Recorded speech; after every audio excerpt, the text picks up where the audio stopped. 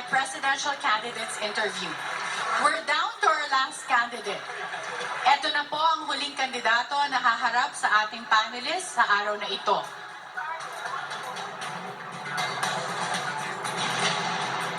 Sa gitna ng samot-saring isyong ibinabato laban sa kanyang pamilya, nananatiling matibay at may paninindigan para sa bayan.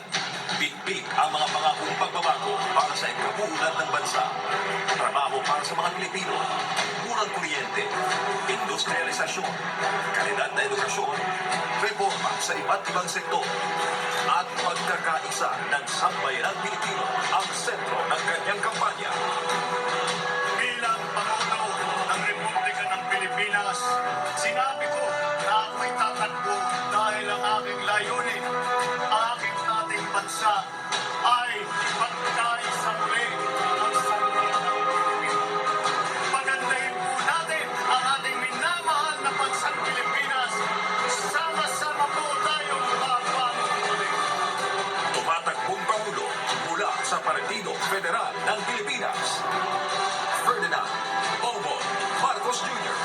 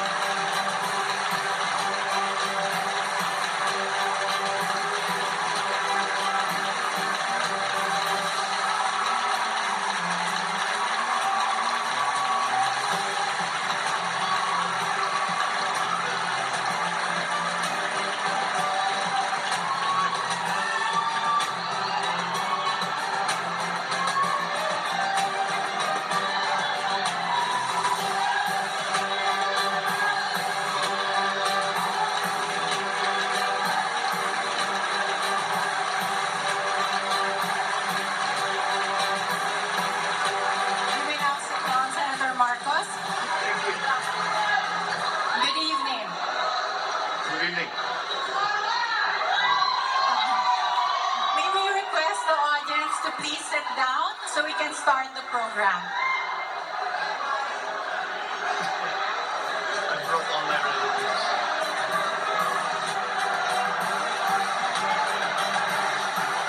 Everyone, can we ask everyone to please sit down so we can start the program? Okay. Thank you for your cooperation. Thank you.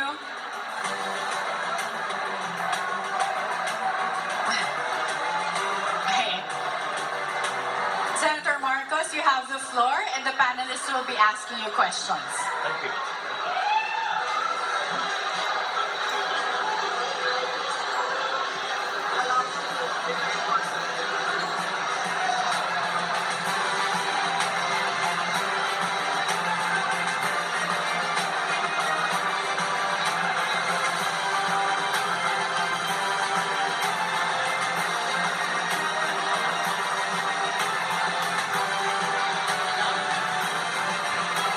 Hi, good evening, Mr. Marcos. Good evening, ma'am.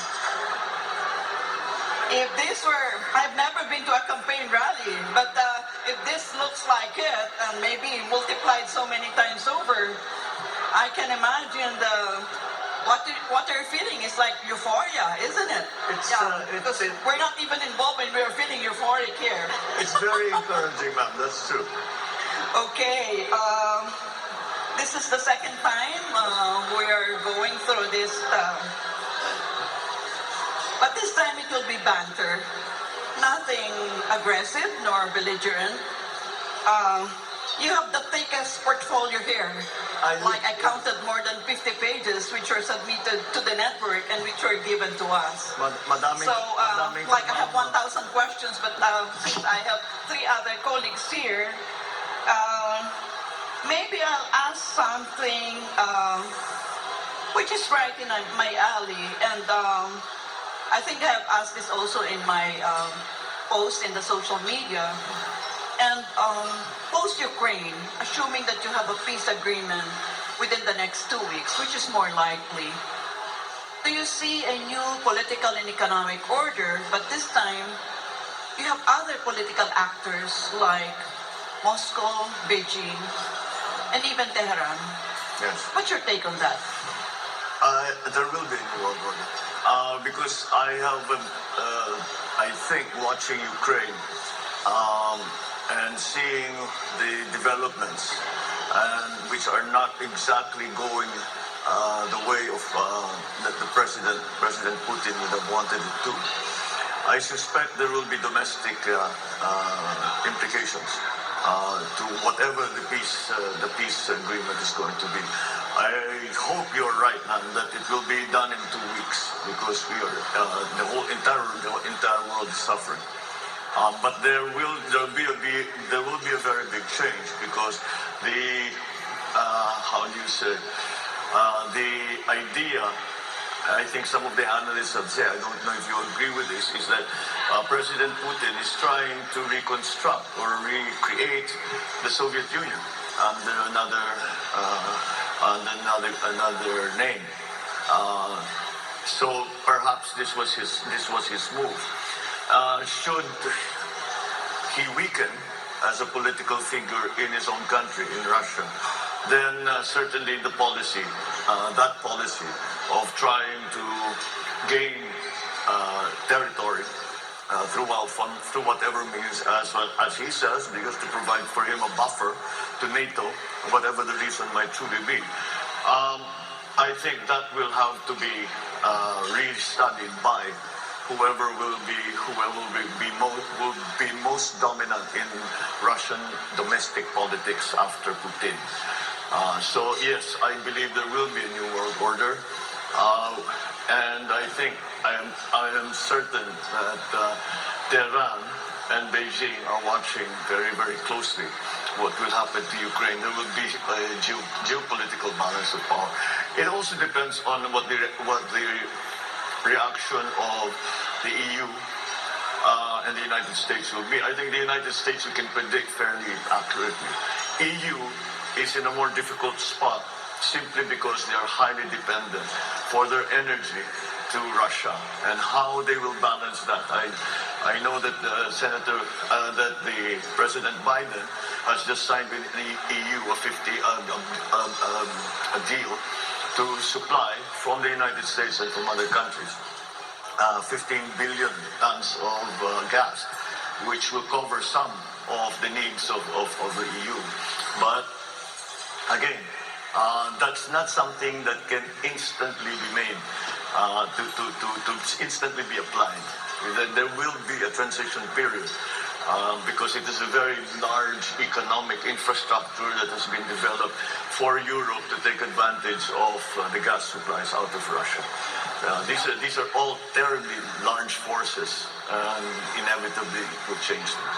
Yeah, well, it seems like you have a more dire scenario, future scenario in mind. But what I have used really is from a content analytical perspective, using events data analysis, meaning I'm paying attention to the verbs being used by the negotiators. And this is not Pollyannish, by the way, Mr. Marcos. It's just that I feel that Putin will not allow the conflict to spill over. It will encapsulate within the Ukraine, a conflict area. And that, yes, I still believe that within the next 2 weeks you have a peace agreement. I sincerely hope so. Because misunderstandings, mistakes can occur. With Poland being right there on the border of Ukraine, we already have had reports of missiles that mistakenly flew into Poland. And these are the kind of things that we have to be very careful about. I think maybe that is one thing that they can agree upon, Russia and the West, as we have referred to it often. Mr. Marcos, earlier, I don't know if you were around already when I asked questions about the projected state visit of Vladimir Putin here in the Philippines.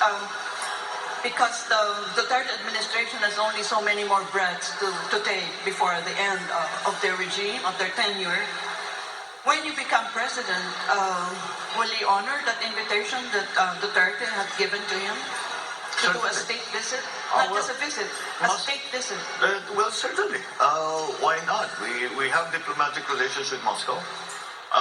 We should continue to honor that agreement that we have with Russia. And we must continue to, again, cultivate the relationships that are beneficial to the country. And it's not, as long as we make our position very clear that self-determination is an important principle as far as the Philippines is concerned. And in that context, then we can still speak on many other subjects with Russia. Yeah, so that means you are not telegraphing something to the United States of America by welcoming Vladimir Putin in a state visit. It need not be Russia or Vladimir Putin, any country. I think that would like to come and visit, and we would feel that there is something beneficial to be gained by furthering, strengthening relationships with our two countries is something that we should always be open to. Thank you. Thank you. Good evening, Mr. Marcos. Good evening. Ang tanong ko po ay ito, nabanggit niyo po ang phrase na New World Order na sa tingin niyo ay maaaring mangyari pagkatapos ng peace treaty between Ukraine and Russia. And you see that the world will be restructured around a new framework or a new geopolitical order. So my question is this, I hope that you realize the burden or the special task that you have as a future chief architect of our foreign policy. Because in the past drawing of world orders, the Philippines never played a role in determining its position in that world order. For example, between the wars of Spain and the United States, it's the United States that defined our position in that new world order. When the United Nations was instituted after post-World War II, we were still at the coattails of the United States. But now we are an independent country. So my question is, when this new world order that you think could happen after a peace treaty gets concluded between Ukraine and Russia, how will you position our country in this new geopolitical order? It very clearly will depend on what the exit strategy will be for the West, for EU, and for Putin in the peace agreement that we hope they will sign. What the nature of that agreement will be. Will it be status quo? The forces that are in Ukraine, the Russian forces and Belarusian forces that are already in Ukraine, will they just stay where they are, status quo? Will they be told to withdraw? I only say that because it is very important to Putin's position domestically. He is in a very precarious place because it has not gone according to plan. I suspect that he was hoping that it would be a similar situation as it was in Crimea, where they pretty much just walked in, with very little resistance. But then they prepared Crimea for a long time. They were helping the rebel groups, the Russian-speaking groups, and they were developing them. And they built a corridor on the east side of Crimea, within which the Russians could cross the border very easily. That hasn't been the case in Ukraine. And so, depending on how it is viewed, the peace treaty that we hope will come, it depends on how it is viewed by the local domestic political scenarios in Russia itself. That whatever the reaction will be to Putin will give us will fix one of the variables in the geopolitical new world order. So we still have to wait to see what happens. I'm sure China is waiting with bated breath to see what's going to happen here. Tehran, I'm sure, as the professor mentioned, is clearly a player in this regard. And in the Middle East now, so far it has not affected the Middle East in any way so far. But maybe if it works out for Russia, if it works out for Vladimir Putin, China might be emboldened to make their own moves. Tehran might be emboldened to make their own moves. On the other hand, if it is very much a rejection of the idea of Putin of taking over a country, then perhaps that will also influence their thinking as to what can and cannot be done for their own interests. So yes, I don't think we can predict very closely because we cannot. I hope to be as optimistic as the professor, but I don't see it happening in 2 weeks, to be perfectly honest. I hope it is. I hope it does, because the economic effects on every single person in the world has been enormous. And it is going to be enormous for a good long while. It's not going to go away anytime soon. Sir, since we have a mutual defense treaty with the United States, that would affect, I'm sure that would play a role in how, our country would position ourselves in this new geopolitical world order. So my question is, to what extent will you allow the United States influence your actual decision making in how you're going to craft the future foreign policy of the Philippines when that new world order has already taken shape? Well, we have a very special relationship with the United States, and it's something that we have had and developed over 100 years, starting from being essentially a colony to a very strong partner here in this, especially in this part of the world, in the region.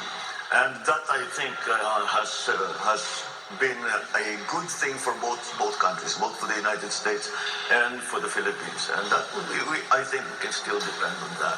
But the scenario that you spoke about, where we historically have always been with the United States, is still, I think, a carryover, a hangover of the Cold War. And we discussed it a little bit the last time. And I don't think the geopolitics of today are the same. And we now have to tread that very fine line to make sure that it's the Philippines, it's the Philippine interests that are the primacy of Philippine interest in anything. Now, in geopolitics, especially, we have another superpower 600 kilometers from our coastline, China.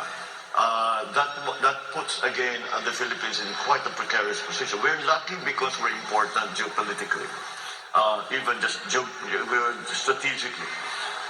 We are unlucky because we are important geopolitically, and we've become a bit of a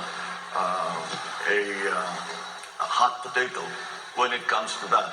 So we definitely have to consider what is best always for the Philippines. And how do we achieve that?